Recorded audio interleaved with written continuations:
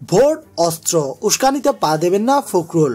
ঠাকুরগাঁওয়ে আজ বুধবার নিজ নির্বাচনী এলাকায় পথসভায় বিএনপি মহাসচিব মির্জা ফখরুল ইসলাম আলমগীর বিএনপি মহাসচিব মির্জা ফখরুল ইসলাম আলমগীর বলেছেন, একটা অস্ত্র আমাদের হাতে আছে, জনগণের হাতে আছে। আমাদের তো বন্দুক পিস্তল নাই। আমরা ওই ভোট দিয়ে সরকার পরিবর্তন করতে পারবো। এরা ভোট চুরি করার চেষ্টা করবে, সেই ভোট যেন চুরি করতে না পারে তার জন্য কিন্তু আপনাদের পাহারা দিতে হবে। আজ বুধবার সকাল থেকে দুপুর পর্যন্ত ঠাকুরগাঁও এক আসনে মোহাম্মদপুর, নাগগুন ও জগন্নাথপুর ইউনিয়নের 13টি পথসভা করেন মির্জা ফখরুল। সভাগুলোতে তিনি এসব কথা বলেন। এছাড়া হামলার মতো কোনো উস্কানিতে পা না দিতেও আহ্বান জানান মির্জা ফখরুল। কর্মীদের উদ্দেশ্যে তিনি বলেন, আর আপনাদের আরেকটা অনুরোধ করব, সবাই শান্ত থাকবেন, ওদের কোনো উস্কানিতে পা দেবেন না। ওরা সব সময় উস্কানি দেওয়ার চেষ্টা করে, সেই উস্কানিতে কেউ পা দেবেন না।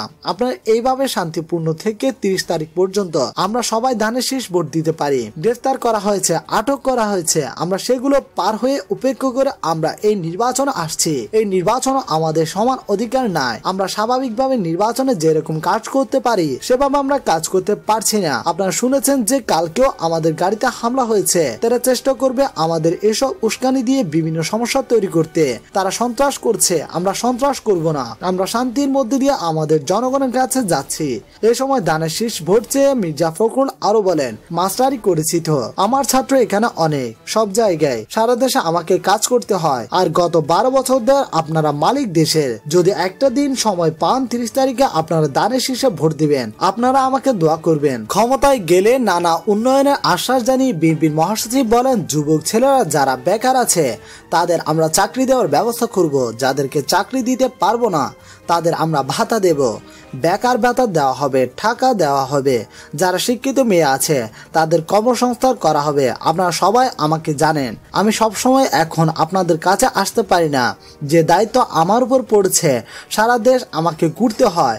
আমাদের যে ইসলামিক দলগুলো এবং আপনারা যারা বিএনপির সঙ্গে আছেন, এক হয়ে আছেন। এবার ভিন্ন প্রসঙ্গ, খালেদা জিয়ার প্রার্থী নিয়ে নতুন বেঞ্চ শুনানি বৃহস্পতিবার। আসন্ন নির্বাচনে 3 আসনে বিএনপি চেয়ারপারসন খারাবন্দি খালেদা জিয়ার প্রার্থীরা বাতিলের সিদ্ধান্তের বিরুদ্ধে করা রিটের বিভক্তি আদেশের পর তা আবার শুনানির জন্য নতুন বেঞ্চ গঠন করে দিয়েছেন প্রধান বিচারপতি সৈয়দ মাহমুদ হোসেন। বুধবার হাইকোর্টের বিচারপতি JBM হাসানের একক বেঞ্চে এই সংক্রান্ত নথি পাঠানো হয়েছে।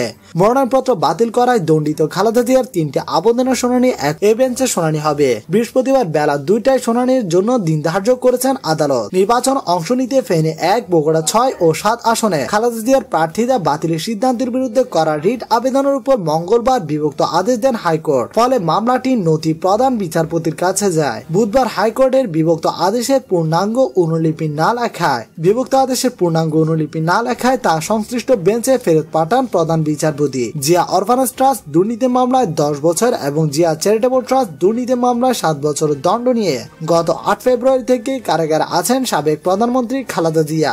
একাদশ জাতীয় সংসদ নির্বাচনে অংশ নিতে খালেদা জিয়ার পক্ষে 3টি মনোনয়নপত্র ক্রয় করেন বিএনপির নেতারা। সাজাপ্রাপ্ত হওয়ার কারণে গত 2রা ডিসেম্বর খালেদা জিয়ার মনোনয়নপত্র বাতিল করে দেন 3টি আসনের রিটার্নিং কর্মকর্তারা। পরবর্তীতে তাদের এই সিদ্ধান্তের পরিপ্রেক্ষিতে 5 ডিসেম্বর নির্বাচন কমিশন প্রার্থীদের ফিরে পেতে আপিল করেন খালেদা জিয়ার আইনজীবীরা। আবেদনের নির্বাচনী 12(1) এর গ অনুসারে মনোনয়নপত্র বাতিলের সিদ্ধান্তকে চ্যালেঞ্জ করা হয়। হাইকোর্টের এক মামলায় রায়ের পর্যবেক্ষণে বলা হয়, সংবিধানের 66(2)(ঘ)(4) অনুচ্ছেদে কারো 2 বছরের বেশি সাজা বা দণ্ড হলে সেই দণ্ড বা সাজার বিরুদ্ধে উচ্চ আদালতে আপিল বিচারাধীন থাকা অবস্থায় তিনি নির্বাচনে অংশ নিতে পারবেন না, যতক্ষণ না আপিলে ওই দণ্ড বাতিল বা স্থগিত হয়। গত 8 ডিসেম্বর নির্বাচন কমিশনে আপিলের শুনানির পর সংখ্যাগরিষ্ঠ সিদ্ধান্তের ভিত্তিতে খালেদা জিয়ার 3টি আসনের মনোনয়নপত্র বাতিল করা হয়। প্রধান নির্বাচন কমিশন KM নুরুল হুদার নেতৃত্বে 5 সদস্যের নির্বাচন কমিশন এই সিদ্ধান্ত দেন। প্রার্থীতা বাতিল করে নির্বাচন কমিশনের সিদ্ধান্ত চ্যালেঞ্জ করে খালেদা জিয়ার পক্ষে রিট দায়ের করা হয়। আদালতে খালেদা জিয়ার পক্ষে শুনানি করেন আইনজীবী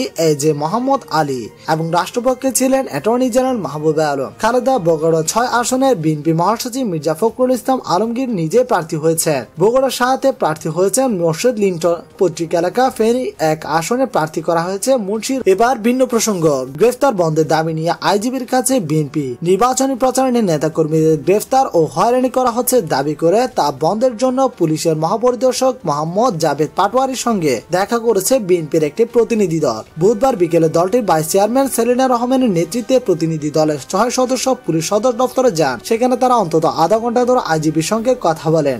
আব্দুল কাইয়ুমও ছিলেন। পুলিশের পক্ষ থেকে ওই বৈঠক নিয়ে আনুষ্ঠানিকভাবে কিছু বলা হয়নি, তবে আইজিপির কার্যালয় থেকে বেরিয়ে সাংবাদিকদের সঙ্গে কথা বলেন সেলিনা রহমান।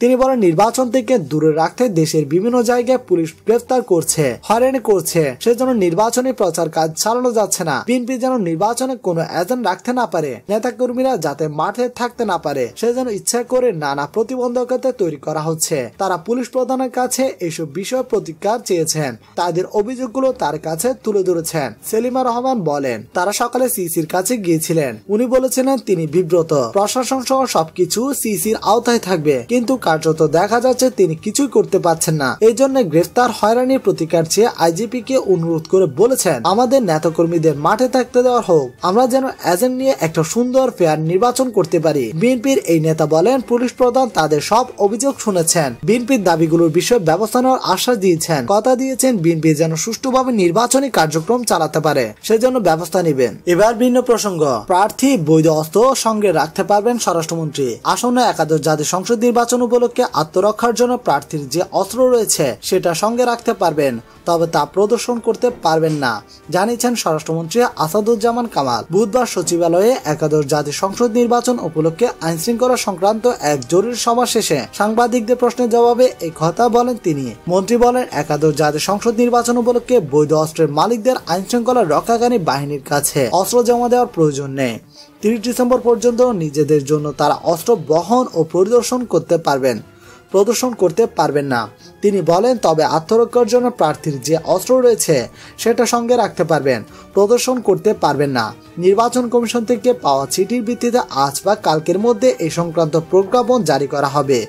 ওই সভায় স্বরাষ্ট্র মন্ত্রণালয়ের ঊর্ধ্বতন কর্মকর্তা ও আইন শৃঙ্খলা বাহিনীর শীর্ষ কর্মকর্তারা উপস্থিত ছিলেন।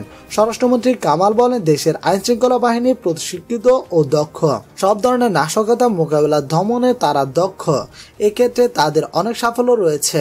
কেউ যদি দেশে বিশৃঙ্খলা সন্ত্রাস সৃষ্টি করে আদানের চেষ্টা করে তা কঠোরভাবে দমন করা হবে। নির্বাচনী কেন্দ্রে যে কোনো ধরনের হামলা ও বিশৃঙ্খলা পরিস্থিতি মোকাবেলা আইন শৃঙ্খলা রক্ষাকারী বাহিনী নির্বাচন কমিশনের নির্দেশ মোতাবেক কাজ করবে। তিনি আরো বলেন, নির্বাচন কমিশনের নির্দেশে অবৈধ অস্ত্র উদ্ধারে নামবে আইন শৃঙ্খলা বাহিনী। 2-1 দিনের মধ্যে বৈধ অস্ত্রের ব্যবহার সংক্রান্ত নির্দেশনা সংক্রান্ত প্রজ্ঞাপন জারি করবে মন্ত্রণালয়।